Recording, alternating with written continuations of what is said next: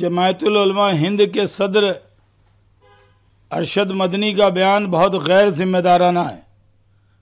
जमायतुल उलमा हिंद जो आज़ादी के आंदोलन में शामिल रही, उससे ये उम्मीद नहीं हो सकती थी कि इस तरह का बयान वो देंगे।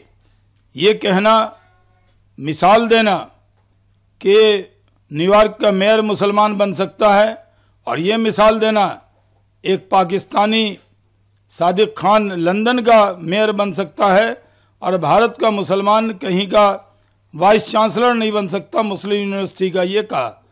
उनको मालूम होना चाहिए कि भारत का मुसलमान भारत का राष्ट्रपति बन सकता है, क्रिकेट हॉकी का कैप्टन बन सकता है, भारत का मुसलमान चीफ जस्टिस बन सकता है, भारत का मुसलमान एयर चीफ मार्शल बन सकता है, भारत का मुसलमान हर वो पद को पा सकता है जो भारत के संविधान ने उसको अधिकार दिया है।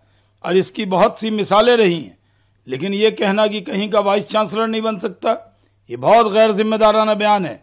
मौलाना अरशद मदनी को माफ़ी मांगनी चाहिए।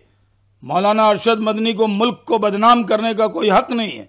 जो प्रोपेगेंडा पाकिस्तान और हमारे मुल्क के दुश्मन फैला रहे हैं कि भारत के अंदर मुसलमानों का रहना मुश्किल है, वही प्रोपेगेंडा मौलाना अरशद मदनी फैला रहे हैं।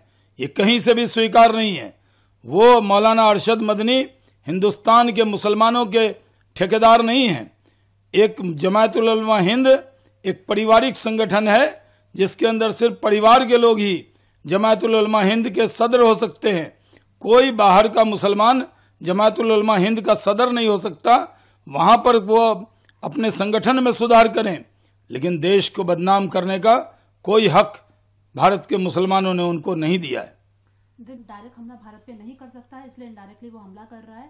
फडणवीस ऐसा बोल रहे हैं। देखिए, देवेंद्र फडणवीस सही कह रहे हैं। दिल्ली के अंदर जो ब्लास्ट हुआ उसके तार जुड़े हैं आतंकियों से, पाकिस्तानियों से।